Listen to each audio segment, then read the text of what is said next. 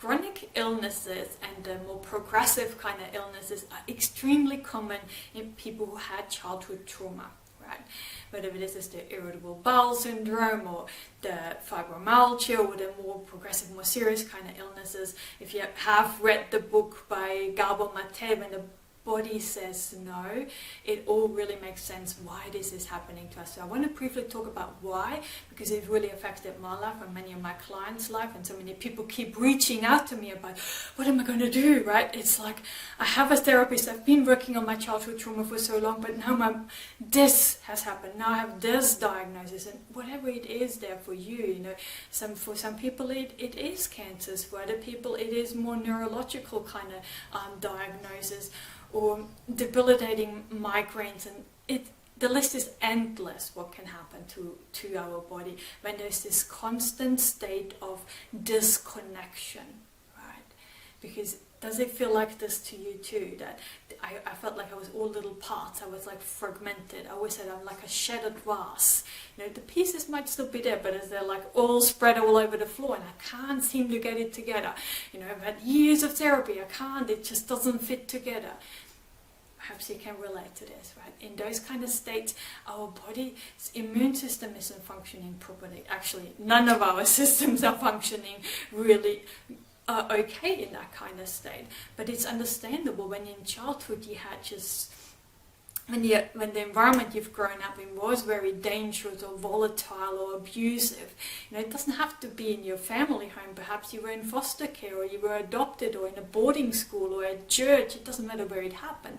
When there was an absence of an adult figure that helped you to be safe, or when something happened, that person was there nurturing you, protecting you, and soothing you and helping you, when that was absent, then a child has to take matters into their own hand, right?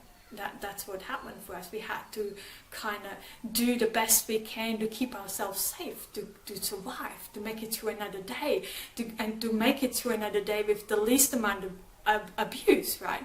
To really avoid people in that sense. So perhaps you can relate to that. I'm assuming yes, otherwise you wouldn't be listening to my videos. But when this happens, then our whole childhood is this continuum of being in this really hypervigilant kind of state and that survival mode. And when we come into adulthood, even knowing now this might no longer be happening, there's more safety in your world, you're still in that state, because it almost becomes normal, right? I didn't know how to go easy or how to go slow or be relaxed. What is relaxed, right? I could not relax. It didn't matter what kind of approaches different therapists have used and what I've tried. I just could not relax. I could not let my guard down. It was just so normal to me to be in that state. Okay, and when we're like this, we're taking on board a lot of coping mechanisms that are actually not good for our health, right? Perhaps you can relate. I had eating disorders, I was self-harming, and I was drinking, I was doing all the wrong things. So now in adulthood, when we're actually going to the doctors for different symptoms and things that show up, they often blame our behavior and our coping mechanisms on what is happening now. Okay? This is not helpful. This is the first tip that I really want to share with you. Every time your mind taking you back to the place that, oh, if you would have only been eating properly and you wouldn't have done all these kind of stupid stuff and, your list, you insert your list of what you've done, you're beating up on yourself. So when that happens, I catch myself, okay, I did the best I could back then with what I knew at that point in my life. As a teenager, I didn't even know what complex PTSD. As a teenager, I didn't even know I had an anxiety disorder and that this is part of my symptoms. I didn't know that I was depressed. I didn't have the words for it. In my 20s, I didn't know anything. I didn't have no tools on how to cope with strong emotions. I didn't. Maybe you either. Flashbacks. I didn't have a word. I didn't know there was emotional flashbacks. I had no idea. Okay, so keep reminding myself that back in those days, that was the best tool available for me at that point to help me survive. And I congratulate myself. I celebrate my younger self for being so creative and coming up with something by herself, with no therapist, no professional, no one helping. She came up with something to help her survive, right? She did the best. Today, I have different tools, I have different options available to me, and I can make different choices. So I'm always bringing it back to the now. So when I catch myself going back, beating up on myself for having the health issues that I'm having right now, to bring it back, okay, today, what is the best that I could do for myself today? What would be the most caring thing? What would be the thing that would really show that I'm looking after this container that I've been given to come to this planet? What would be the best thing that I could do for myself? What's within my capacity today? Right? Because sometimes you may have more energy, sometimes you have less energy, sometimes you have better financial support, other times there's no money available for that. To have options available there. And when you're really struggling with that, this is the beauty we have these days. We have the internet, we can Google for ideas, we can go on Pinterest, we can go on Facebook through Facebook groups, we can search on YouTube for ideas of self-care, for ideas of nurturing ourselves, to reach out, right? And allowing yourself, giving yourself permission to be kind to yourself. Sprinkling, right? I always say, if you can't do the full thing, just sprinkle. Have like little sprinkles of kindness towards yourself, right? So this is one thing that was huge for me. Like, I really was beating up on myself, I was catching myself. And the other thing that I was doing is catastrophizing about the future. Like, I have a PhD in internal medicine, so I knew what certain symptoms could potentially mean, what direction my health is going to go, and how I'm going to lose my independence, and how I'm going to end up on the side of the street with alone and being sick, not being able to move. And I was painting up the most horrific pictures because I had one symptom right here, right now. Well, that wasn't the case yet, right? I could, right in this moment, I'm still independent. I can still look after my body, but I was going so far ahead. And that also creates a lot of suffering. So every time I catch myself catastrophizing, to also bring it back here in the moment, right here, right now. Okay, what is it actually that is really happening? There is a pain. Okay, can I feel it? Can I breathe into that area of my body where that pain is? What is that pain telling me? What does it really need from me right now, right? Often I start of having a pain behind my eyes there. What is that actually telling me? In my case, it's usually go and have a lie down, right? Have a rest. Have a glass of water and have a rest. For you, it might be something different. I don't know what it is.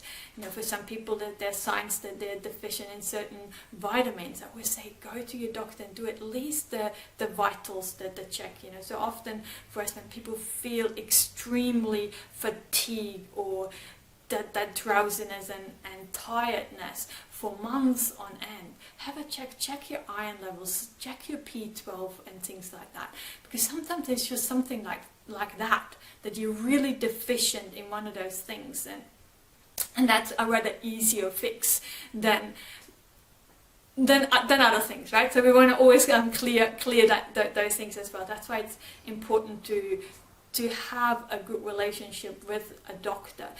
One that doesn't just blame everything on your past or on your depression or PTSD, so one that's a little bit more open-minded and sees like, oh, perhaps there could be a deficiency, or perhaps it's something different where that tiredness comes from, right? Because I often had iron deficiency, but it was often blamed on my depression.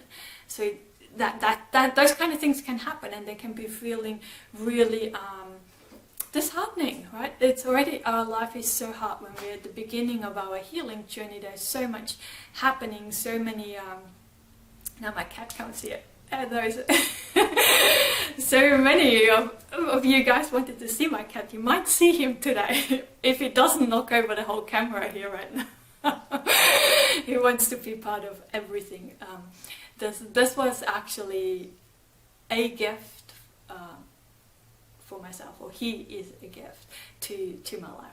In that period where I was most depressed, where I was most struggling, he was this tiny little kid, too young to be taken away from his mum, And he came to me, and I had to nurture him, and he really helped me through those most difficult times, right? So sometimes pets can be wonderful for those to help us in those kind of times there as well. So they're just some kind of tips. I know they're barely scratching the surface, really, just to catch us when we try to when we're stuck on beating up on some of the behaviors and some of the things that we did in the past, or whether we get into the catastrophizing land, roaring and anticipating things that haven't happened yet, to bring it back into the here and now. Okay, what is it that I can do right in this moment? What is something that has the potential to bring joy to me? Right? Because when we're really struggling, we might feel quite numb. There might not really be a felt sense of joy or pleasure or those feelings that we desire to have. It might be really hard to actually generate them for us. But maybe aiming for the sparkles, the sprinkles, like I always say, the smidge, when there is something that I do. Like I love blowing bubbles, right? This is one of the grounding techniques. I don't know whether you have been suggested to do breathing exercises. Breathing exercises were extremely difficult for me at the beginning because they were really triggering. There was a lot of trauma around that. But breathing, you also can use breathing when you're playing an instrument, when you're singing, when you're chanting and things like that, when you're blowing bubbles. Right? Some of the kids' toys where you use your breath for that. That helps us switching our nervous system from the sympathetic to the more ventral vagal kind of system. Cutting out all the jargon here. Just have fun. That's what I wanted to bring some joy, and blowing bubbles actually brings joy, and we don't need to know exactly what's happening in our body and what it does to our nervous system. We want to bring some joy back. That was one of the emotions that I wanted to have in my life. It always felt like that was something that was missing, and I want to have more of in my life. For you it might be something different, I don't know. There is no right or wrong there. But finding ways of doing that. And please share in the comments, what are some things that you did and that you find helpful? Because your idea or what you did might actually spark something for someone else. Right? For you, it might not be the bubbles, or it might not be having a cat. I'm going to show you my cat now. Come here. So, you want to say hello to everyone. Everyone on YouTube really wanted to meet you one day. See, this is my little baby tiger. He's already big tiger now. And he does not really appreciate being picked up and shown off. He does not like the camera. He gets quite cranky with me when I make photos, but I just love him. Anyway, so now you get to meet him as well. And now I'm totally off track, but I'm hoping there was some tips, something in there for you that is helping you in those really difficult times when our body is really struggling, when we're having lots of pains and aches and that fatigue and that drowsiness. And a lot of the medication actually have the side effect of us being drowsy and feeling fatigued and not being able to think clearly. So that's often not the PTSD that does to us. That's actually the medication you're on, especially if you're on things like the Seroquel, the more antipsychotic kind of medication that has that as a side effect. Just wanted to point that out too. Okay. So, but yeah, if you have any questions, please leave them down below. If you have any tips for us, then please share them down below as well.